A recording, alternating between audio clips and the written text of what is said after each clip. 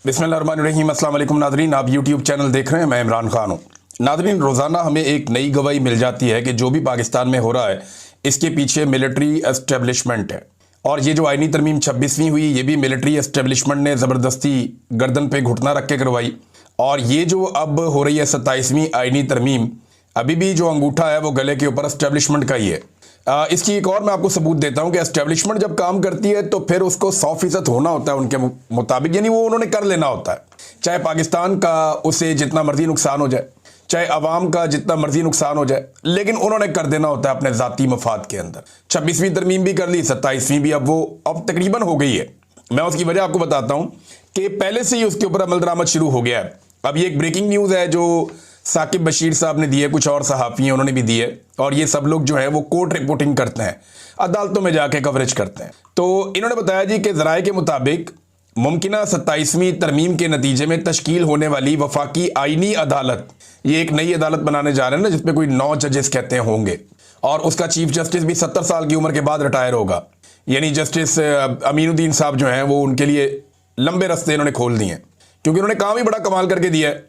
तो अब इसके अंदर ये बता रहे हैं जनाब के वफाकी आईनी अदालत की जगह का इंतखाब के काम शुरू हो गया है। आईनी अदालत शरीयत कोर्ट की जगह बनेगी, जबकि शरीयत कोर्ट इस्लामाबाद हाई कोर्ट के तीसरे फ्लोर पर मुंतकिल करने का इम्कान है। इस्लामाबाद हाई कोर्ट का तीसरा फ्लोर खाली कराने का काम जारी है। अब ये खबर जो है पाकिस्तान के डिफरेंट चैनल्स के ऊपर भी चल गई, तो आप अंदाजा करें कि अभी तरमीम हुई नहीं, यानी हले पिंड बसिया नहीं तो चक्के पहले पै गए। इन्हें डाकू जो है वो पहले आ गए, अभी तो गांव में आबादी नहीं हुई, तरमीम बनी नहीं, हुई नहीं, लेकिन तरमीम की इतना यकीन है एस्टेब्लिशमेंट को कि हमने ये कर लेना है। ऐसे उन्होंने नंबर पूरे किए हुए हैं कि उन्हें पूरा यकीन है कि हम ये कर लेंगे। जो आर्मी चीफ को चाहिए हम उन्हें दे देंगे, जो जजों को चाहिए वो हम उन्हें दे देंगे। और ये जो निज़ाम लूला लंगड़ा हमने बनाया 17 सीटों के ऊपर अवाम के मैंडेट के खिलाफ, इसको घसीटने के लिए हम पूरे इकदाम कर लेंगे। अब जनाब इसके ऊपर पहले से ही अमल दरामद शुरू हो गया, और इसमें एक बड़ा इंटरेस्टिंग ट्वीट है जबरान इलियास साहब का, और उन्होंने बड़ा ज़बरदस्त इसको पोर्ट्रे किया। पाकिस्तान तहरीक इंसाफ का सोशल मीडिया चलाते हैं वो ये कहते हैं कि इमरान खान ने पूरे सिस्टम और आसिम मुनीर को इतनी बुरी तरह हराया कि हर वक्त वो खेल के रूल्स चेंज करने में लगे होते हैं। यानी इमरान खान ने इनकी माती मार दी है, इमरान खान ने इनका इतना बेड़ा गर्क कर दिया कि अब ये खेल के रूल्स तब्दील कर रहे हैं बार बार, कभी जोर जबरदस्ती से और कभी आईनी तरमीम से। इन सबको ये नहीं पता कि कुछ उसूल कुदरत के भी होते हैं, और इनके मुताबिक इमरान खान इन सबको मात दे चुका है अवाम की मदद से। अब वो लोग आगे जो कुछ भी करें, पहले अपनी मायूसी, महरूमी और नाकामी लोगों को दिखाएंगे, और फिर ताकत दिखाने के बावजूद और ज्यादा रुसवा होंगे, क्योंकि इससे कुछ हासिल नहीं होगा, उल्टा पाकिस्तान को नुकसान पहुंचेगा और लोग और शिद्दत से इनके खिलाफ हो जाएंगे। ये साइकिल 3 साल से चलाकर अपना दिवालिया निकाल लिया है इन्होंने।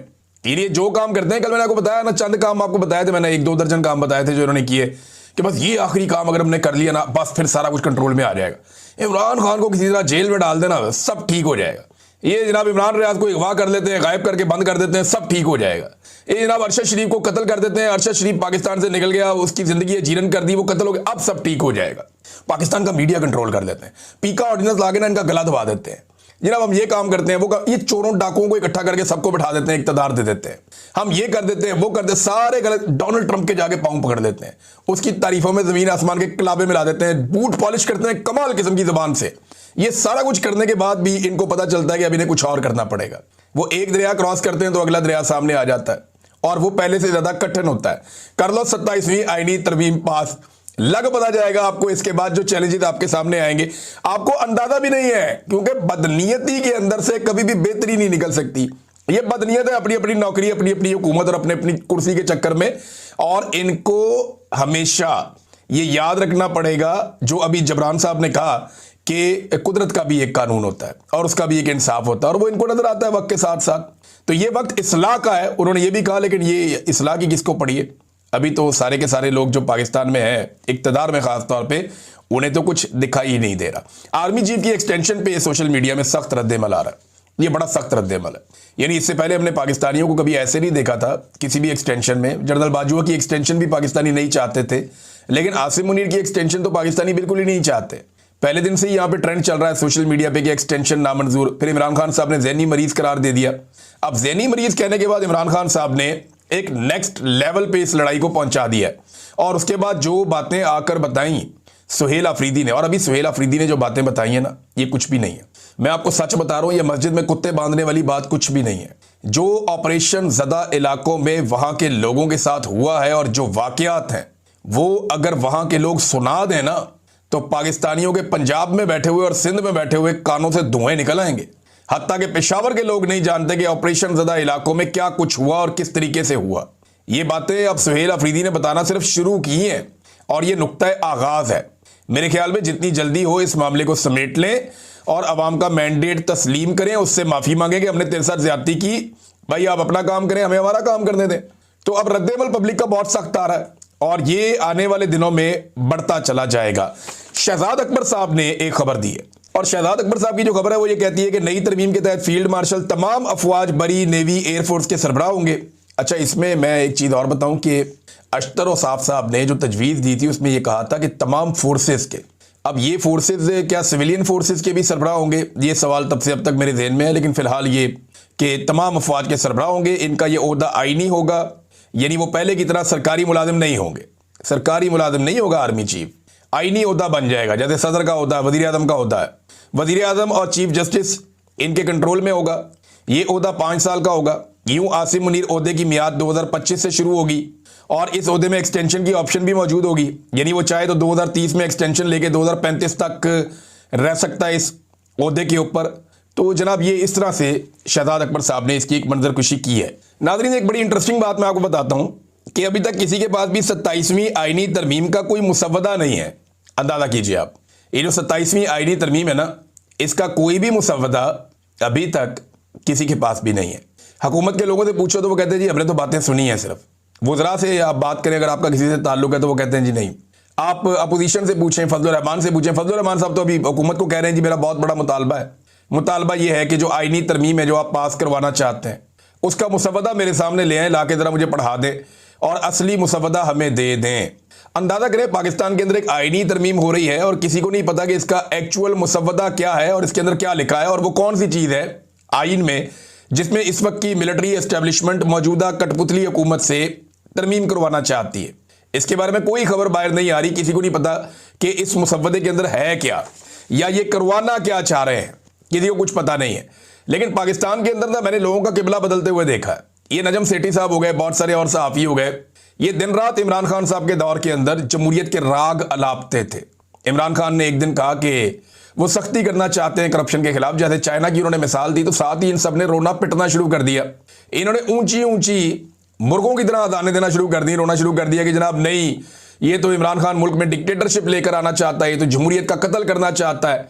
और हमेशा ये कहते थे कि बदतरीन जमहूरियत भी बेहतरीन आमरीयत से बहुत बेहतर होती है। इस किस्म की बातें कर करके इन्होंने कौम को जमहूरियत का चूरन बेचा बड़ा लंबा अरसा। और अब आप इनकी असल औकात चेक करें कि जिस वक्त इनको डंडा पड़ता है ना, या जिस वक्त इनके अपने मफादात के सामने कोई रुकावट आती है, तो ये अपने मफादात के लिए अपने नजरियात को कुर्बान कर देते हैं। मिसाल के तौर पे ये देखें नजम सेठी अब क्या कह रहे हैं, सारी दुनिया में जमहूरियत से रोमांस खत्म हो रहा है। भाई पूरे यूरोप के अंदर जमहूरियत है, अमेरिका के अंदर जमहूरियत है। अभी अमेरिका में डोनाल्ड ट्रंप के खिलाफ उम्मीदवार जीत गया न्यूयॉर्क से, ममदानी।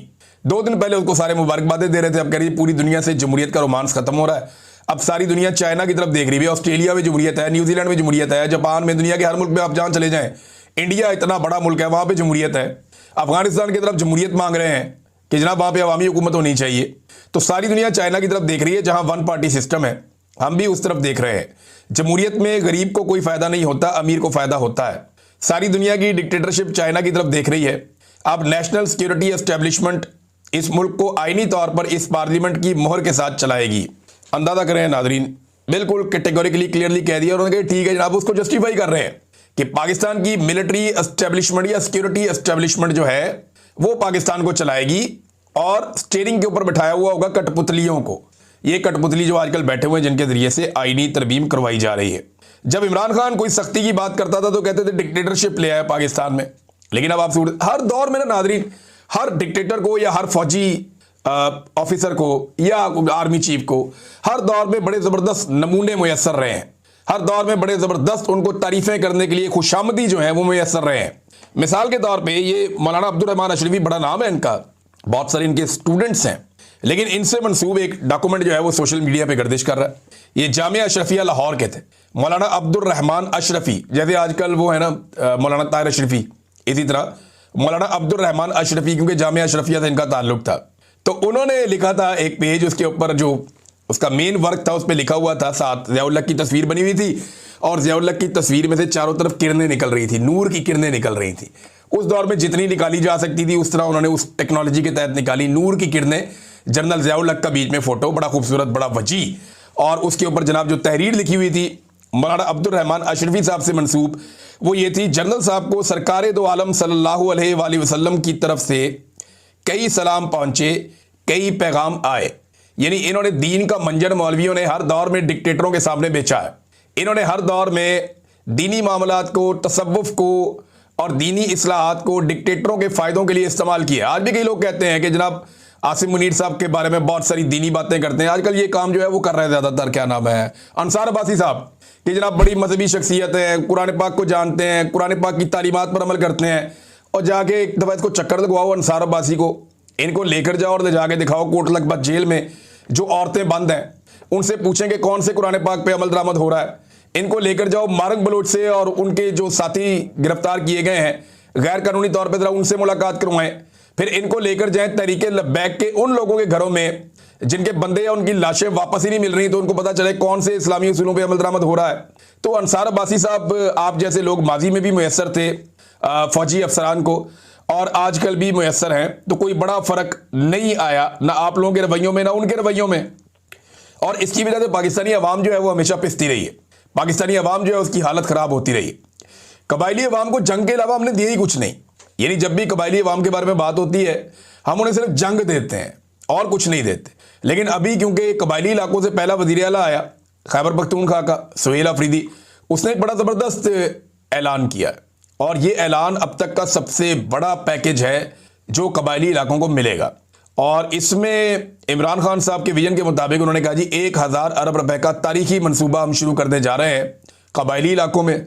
वहाँ पे नए स्कूल बनेंगे, कॉलेजेस बनेंगे, टेक्निकल इंस्टीट्यूट बनेंगे, सड़कें, पुल और साफ पानी के मंसूबे बनेंगे, नौजवानों के लिए स्किल डेवलपमेंट और ट्रेनिंग प्रोग्राम्स होंगे, रोज़गार बढ़ेगा, पुलिस रिफॉर्म्स होंगी, जदीद तरबियत होगी और सिक्योरिटी सिस्टम आएगा भी पुलिस को। उन्होंने लेटेस्ट वेपन और गाड़ियाँ और चीज़ें इन्होंने फराम की हैं खैबर पख्तूनख्वा ने। फिर जदीद अस्पताल, क्लिनिक्स और मोबाइल हेल्थ यूनिट्स वहाँ पे कह रहे हैं जी हम लेकर जाएंगे। स्पोर्ट्स कम्प्लेक्स और ग्राउंड्स तामीर किए जाएंगे ताकि खेलों को थोड़ी सी तकवीयत मिले खैबर पख्तूनख्वा में। फिर माशी इस्तेहकाम के लिए कह रहे हैं जी नए कारोबारी मराकज़ और तरक्की के नए मौके हम पैदा करेंगे। ये 1000 अरब रुपया लगाने जा रहे हैं।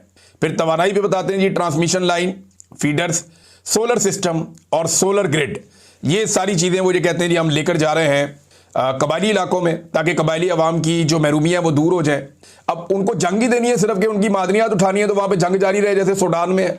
सूडान में तो मामला साफ है ना, वहाँ पे जंग इसलिए है कि वहाँ से सोना निकालना है। लेकिन दुनिया में जहाँ पे भी मादनियात होती है वहाँ लड़ाई हो जाती है।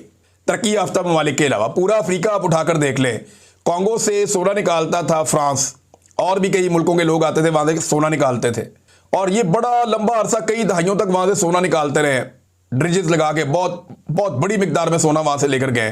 पूरा यूरोप अमीर हो गया, इतना सोना लेकर गए वहाँ से कॉन्गो से। तो कॉन्गो में हमेशा एक ग्रुप दूसरे ग्रुप से लड़ता ही रहा है। जो सोने की गाड़ियाँ थी या ट्रक था जो उन्हें लेकर जाते थे, उनके रास्ते में कभी रुकावट नहीं आती थी, एक दूसरे को वो मारते थे, जानवरों की तरह उनको हथियार भी फराहम किए जाते थे। तो इसी तरह हर उस इलाके में जहाँ पे मादनियात होती हैं बदअमनी पैदा की जाती है, जैसे बाई डिज़ाइन खैबर पख्तूनख्वा के कबायली इलाकों में बदअमनी पैदा की गई। लेकिन ये अच्छा कदम है जो उठाया जा रहा है। नाज़रीन, TLP के हवाले से एक बड़ी खौफनाक इन्फॉर्मेशन हमारे पास आई है। मैं उसे देख रहा था और हैरान हो रहा था कि ये क्या किया है इन्होंने। एक वकील साहब सामने आए हैं और ये पहली आवाज़ है जो हमारे सामने आई है। और वकील साहब जो हैं इनका नाम है एहसानुल्लाह आरिफ, ये बारिश वकील हैं। इन्होंने ये बताया कि अब तक 24 तहरीके लब्बैक के शहदा की फैमिलियों ने इनसे रब्ता किया है अपनी लाशें लेने के हवाले से कि हमें हमारी लाशें मिलें। 24 लोग अब तक सिर्फ एक वकील से रब्ता कर चुके हैं। कई ऐसे होंगे जो डर के छुपे हुए हैं, बात ही नहीं कर रहे। कई ऐसे होंगे जिन्हें खामोशी से लाशें पहुंचा दी गई, ये बोलना नहीं वरना ऐसी तैसी फेर देंगे। घर के बाहर आप एक सिपाही बिठा दें तो गरीब आदमी तो बात ही नहीं कर सकता। तो ये नाज़रीन सूरत हाल है कि जो मारे गए हैं लोग मरीदके में, उनके 24 केसेस सिर्फ एक वकील के पास है। और वो बताता है कि सैयद हशमतुल्लाह और सैफुल्लाह के कातलों में इनकी फैमिली पर दबाव डाला जा रहा है कि आप ये बयान दे दें कि साद रिजवी और अनस रिजवी ने गोलियां मार के हमारे भाइयों को कत्ल किया है। और लवाहिकीन जितने भी हैं उनके घरों पे पुलिस जा रही है, लगातार उनको ज़हनी तौर पे टॉर्चर कर रही है, उनके ऊपर दबाव डाल रही है कि जैसे हम कहते हैं वैसे चलो, इसके अलावा कोई और रास्ता नहीं है। नाज़रीन, फजलुर रहमान साहब के साथ भी मोहसिन नकवी साहब ने गेम डाल दी है और ख़बर यह है कि मोहसिन नकवी ने डीजी पासपोर्ट को हुक्म दिया और ये खबर हमें फ़हीम अख्तर मलिक साहब दे रहे हैं कि मौलाना फजलुर रहमान साहब का जो पासपोर्ट है इसके ऊपर सार्क का स्टिकर नहीं लगाना है। बांग्लादेश आपने जाना होता है, सार्क का स्टिकर लगता है पासपोर्ट के ऊपर, इसके ऊपर कोई वो वीज़ा शीज़ा नहीं होता। तो जनाब स्टिकर नहीं लगा, पासपोर्ट वापस फजलुर रहमान साहब को मिल गया। और ये जो पार्लियामेंटेरियंस के वीज़े नहीं होते, इनको सार्क का स्टिकर लग जाता होता है। फजलुर रहमान साहब ने 11 नवंबर को जाना था, लेकिन क्योंकि आईनी तरमीम करवानी है, फजलुर रहमान का यहाँ होना ज़रूरी है। और याद सादिक से भी पूछा, याद सादिक ने जाके उनसे पूछा, रब्ता किया डीजी पासपोर्ट से, तो उसने कहा जी हमें मोहसिन नकवी ने कहा है कि सार्क स्टिकर इनके नहीं लगाए जा रहे। तो फजलुर रहमान साहब ने 11 नवंबर को जाना था। बहरहाल अब आईनी तरमीम करें और फिर उसके बाद फजलुर रहमान साहब जहाँ जाना चाहते हैं जाएँ। वैसे भी पाकिस्तानी तो पाकिस्तान छोड़ छोड़ के भाग रहे हैं, फजलुर रहमान साहब तो नहीं जाएंगे, उनका तो यहाँ पे बिजनेस बड़ा अच्छा है, पॉलिटिकल बिजनेस, लेकिन पाकिस्तानी जा रहे हैं। गुज़िश्ता 9 महीनों में दुबई में 54,000 नई कंपनियां आई हैं, 54,000, और इनमें दूसरे नंबर पे जो है वो पाकिस्तान है। पाकिस्तान की बेशुमार फर्म्स वो दुबई में जाके अपने आप को रजिस्टर कर रही हैं और पाकिस्तान से पैसा निकल कर दुबई में जा रहा है। और ये पाकिस्तान, इसीलिए ये साफ आपको नजर आ जाता है ना क्यों ये आदादोशुमार आ रहे हैं कि 51 साल की पाकिस्तान की कम तरीन सरमायाकारी हुई है। उसका रीजन एक ही है ना, और वो यही है कि पाकिस्तान से लोग पैसा लेकर निकल रहे हैं, तो दुबई में बेशुमार लोग पैसा लेकर जा रहे हैं, सऊदी अरब में लेकर जा रहे हैं, अब यूरोपीय ममालिक में लेकर जा रहे हैं। लोग अपना पैसा निकालकर मुख्तलिफ मुल्कों में जाके इन्वेस्ट कर रहे हैं कि पाकिस्तान के अंदर काम करना मुमकिन नहीं रहा। नाज़रीन, साहबजादा हामिद रजा साहब गिरफ्तारी देने आ रहे थे और उन्हें गिरफ्तार कर लिया गया और दहशतगर्दी की अदालत में उन्हें पेश किया गया, फैसलाबाद जेल उन्हें मुंतकिल कर दिया गया। साहबजादा हामिद रजा साहब ने भी इमरान खान साहब से वफादारी निभाई है। हालांकि पाकिस्तान तहरीक इंसाफ के नहीं है, सुन्नी इत्तेहाद काउंसिल उनकी अपनी जमात है, लेकिन उनकी बहनों पे, रिश्तेदारों पे, सब पे मुकदमात हुए, सबकी ज़िंदगी तंग कर दी गई, उनकी फैमिली को बहुत परेशान किया गया। लंबे अरसे से वो इमरान खान साहब से वफादारी निभा रहे हैं, ताल्लुक़ निभा रहे हैं। हालांकि साहबजादा हामिद रजा वो शख्सियत है जिनके एस्टेब्लिशमेंट के साथ कभी भी बुरे ताल्लुकात नहीं रहे थे, लेकिन उन्होंने अपने ताल्लुकात बहुत बिगाड़े एस्टेब्लिशमेंट से, इस नज़रिए के ऊपर कि इमरान खान जो बात कर रहे हैं वो ठीक कर रहे हैं, और तब से लेकर अब तक वो भुगत ही रहे हैं। और अब उन्होंने गिरफ्तारी दे दी है या उन्हें गिरफ्तार कर लिया गया है पंजाब पुलिस की जानिब से। 10 साल की सजा उन्हें पहले ही सुनाई जा चुकी है 9 मई के केसेस में। तो साहबजादा हामिद रजा साहब के लिए एक और इम्तिहान शुरू हो गया है। नाज़रीन, डोनाल्ड ट्रंप ने कहा कि जल्द अहम ममालिक अब्राहम अकॉर्ड का हिस्सा बनने वाले हैं।